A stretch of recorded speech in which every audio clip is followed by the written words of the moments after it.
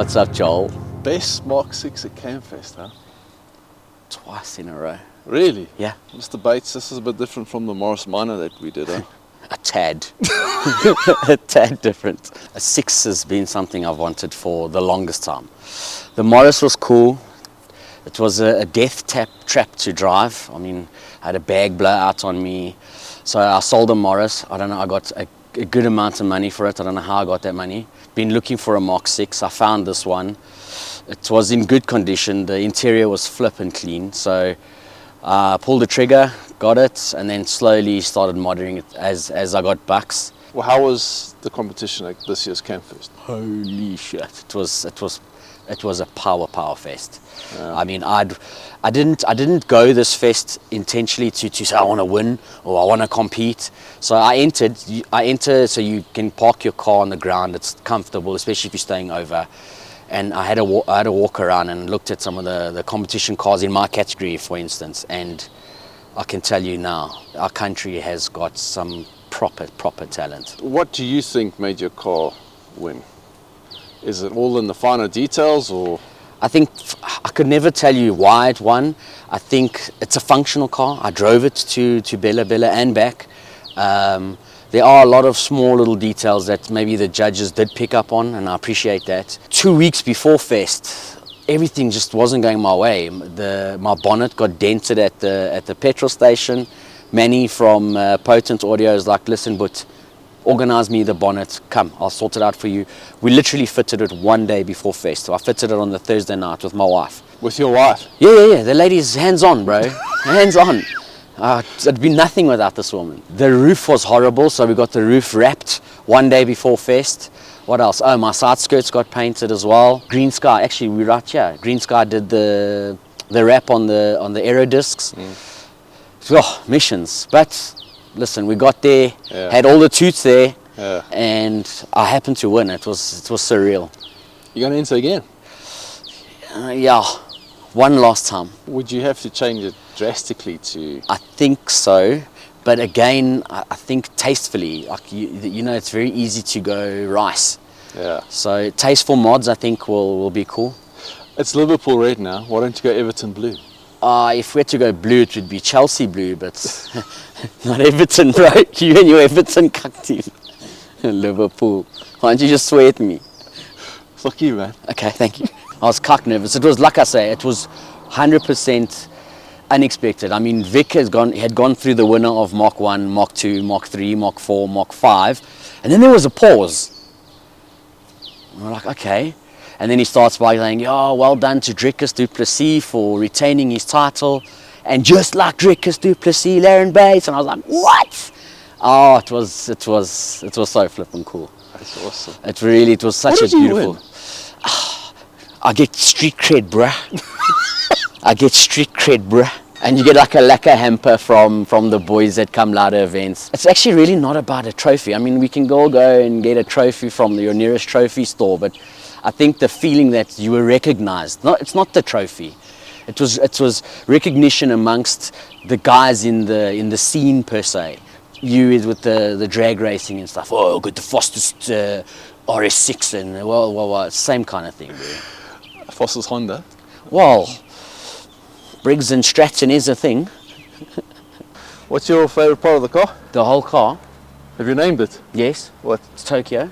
I had this huge obsession with Money Heist. I think that chick is like moi. So Tokyo it was. I know. Mares, forgive me. But you know she's moi, bruh.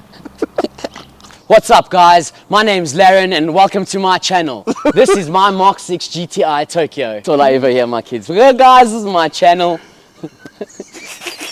Come guys, let me show you my MK6. This is MTV Cribs.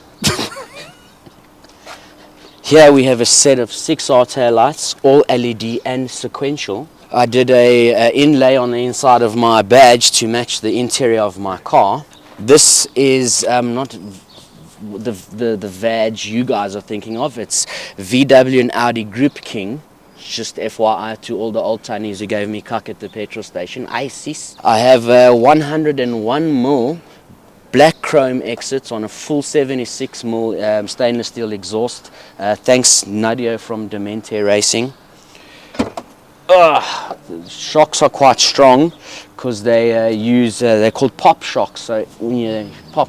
I have a P3 10-inch 1 ohm subwoofer with a hardline setup. And what's pretty cool about this, thanks Manny, is this is actually not held up by anything. It's literally being held up by the hard line. I have a half cage bolted to the ISOFIX points in the back of the car over there. 2 Audison SRX amplifiers, obviously one for my mids, one for my bass. Focal speakers in the doors. Hang on. There's a lot to take in here. I know. Holy shit, did you just tell Manny just to go apeshit or what? Yeah, just knock it, boss. Knock it. We swipe. Pay the money. Everything in this car is accessible. I can take out a screw here, This panel will pop out. Everything is designed in such a way that it's not a mess to get to anything. This is 3 years, and everything just works as it should. You always wanted a rear seat delete. You wanted a half cage. You wanted a nice install. I kind of regret the rear seat delete.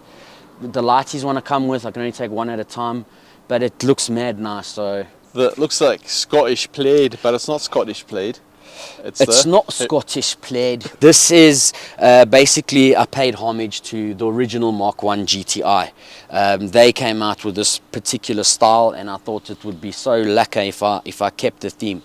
Some of the GTIs to this day, like in America and England, they actually physically come out from the factory like this. I don't think we got them here, so I thought it would look flippin' dope. Did you go to Shamdor to get the material? No, bro. Grand Theft organised those things, yeah. Him importing it, I'm not 100% sure. Maybe he did, maybe he didn't. I believe he may have, because when we were short, and he got hold of the chap, and he was like, "Oh, we have to order by X amount of length and whatever." So I believe it obviously is imported. What do judges pick on? What do they study when they're actually judging at Campfest? Panel gaps is a big thing, I would assume. I would also think if you can go like to death, and sometimes less is more. Yeah, I don't know. I think some oaks just go full Christmas tree, and I think that's not a good thing. Talk to me about the R36 craze, R32, R36 craze. There were a lot of them there. Yeah, they were 1 or 30. What's your take on that setup? It looks mean. I give him props. I mean, to pull that off. But what a G. Personally, it's not my taste. I'm not a fan of that. But I just thought, wow. I think if I had to ever do a motor swap with my car, there's one and one only engine, not a Briggs & Stratton. There is currently a car for sale I'd love to buy just for the engine. VW Passat, and it has a W8 motor in it. I think that in this car would be unreal. Crazy. Unreal. Then I think we're starting to move towards best of show with something like that in this car, and a few other mods that I'd want to do. But I don't think I'd want to go to that length. There's absolutely nothing wrong with my motor. It functions well. She pulls like stink. Can we see it? Yes, you can. The motor, I mean. Yeah, I mean, I don't ask you who you sleep with, but anyway. So I recently decided to pull my own turbo out, which was quite not fun, because yes, I have the smallest hands on earth. Arno and them call them gatherers' hands, because they have beards and stuff, so they're hunters and I'm a gatherer. But it's fine, I'll gather your lady when you're not looking. So I got in the back, I pulled the turbo out, and there was only one man in this country to go to as far as the turbo is concerned. Uncle Gabby from Fast Tech. What a flippin' G. So he had some options on the KO4. So this car doesn't come originally KO4. It comes with a KO3, if you want to call it that. So I managed to get a KO4 from an Audi S3 or a 6R. They all use the same one. Took it to Uncle Gab's. The option was put it back to stock or just, refresh it. Then there was an RS conversion he does where he hybrids it. And then he does an RS Plus. So I thought, while the thing is out, it's RS Plus. So that RS Plus is a hybrid, so bigger housing, bigger, all those little thingy keys, and it's now ball bearing as well. With that, I did a DV relocation kit with a forged blow-off valve. I'm also running a front mount cooler, so in other words, it's running with my stock cooler, so it's like a twin cooler. And then while we were at it, I said to Nadia at Demente Racing, he's the only guy to ever touch my car. We did a stage 2 progressive water meth kit, and obviously tuned for the car. So there's no on-off switch, it's just permanently tuned for the vehicle. What power does it make? All of it. I don't know, it hasn't been on a dyno. Have you raced anything? Yesterday I dropped one BM, bro, like something else, but then I slipped third. And I looked like a cake, bro, because I was chowing. And then, woo! And then I was like, no, let's not force it into gear. We just coast and I'll look like a cake. It is what it is. With all these mods that you've done to the car, how do the judges know? I mean, did you have to fill in forms? How do they know all the finer details of the build? It's a bit difficult when you say that, Joel, because you do have to fill in a form. But I mean, after all the toots, do you remember everything? So I think you just trust the fact that they know what they're looking at. Just one small little example. Dark Arts is a company here in Boksburg that also specialize in modifying VWs and stuff. This little plate here, it's called an Africa plate. I was speaking to Yosh, and he was like, in 10 years, if he sold 3, it's a lot. So that deletes the PCV valve. Now, would a judge look at that plate and know what he's looking at? I don't like to talk money, but this stupid little plate was 9.5 grand for a piece of billet aluminium. Does a judge know what that is? Can the judge see the 6-pot Vari brake caliper in the front? Who am I to judge? Can we talk about the elephant in the room? Yes. The aero discs. Yeah, the aero discs. I'd had a set of rotiform wheels before. And can you spread your legs a bit wider, please? Sure. To my knowledge, I could be speaking under correction, there are only 6 aero discs in South Africa. Wow. These came off the movie Tron from Charlize Tron. No. Oh, the one with that motorbike, that heavy futuristic thing. I don't know. So this is basically like a BBS turbofan, not Charlize Tron. Yeah. How does it fit on? With this big nut, can't you see? No, leave it. Don't worry about it. It'll take 3 seconds. Just talk nitty gritty. What does that cost? For the 2 of them, it's like 17 grand brand new. Does the wife know about that? She knows about everything, boss. Seats are nice, huh? Very, very nice. They're Ricardos. Those very original Ricardos. What makes these ones quite nice and a lot of the boys like is they're the ones that they're the tilt and slide ones, even though I have a 4-door, but these ones are quite hard to come by, to be honest with you. Like, I don't want to polish my own knob or anything, but these ones are very nice. And I managed to retain the original heaters in them, which is pretty dope. So everything's functional, huh? Everything functions. You know what I'm saying? The small things count. Are you going to change this for next year? No. If it's not broken, don't fix it, bro. And you put a red Type R seat? Yeah. And we might take the boot spoil off and put, like, I don't know, what's the handle the lawnmower has? Nice steering wheel, huh? Thank you very much. I got it from AliExpress. No. Okay. No, I didn't. So, yeah, she's quite girthy, it feels very nice in the hand. I retained, this is obviously my original airbag from my original steering wheel. So you get this thing as a carcass or a skeleton. You do a few mods on the inside of the airbag to give it power from the car's original power supply. Then there's a wire that runs all the way down and it's permanently plugged into my car's OBD. Obviously getting all the information, i.e. your boost, your RPM, battery voltage. I've also set the shift lights on it.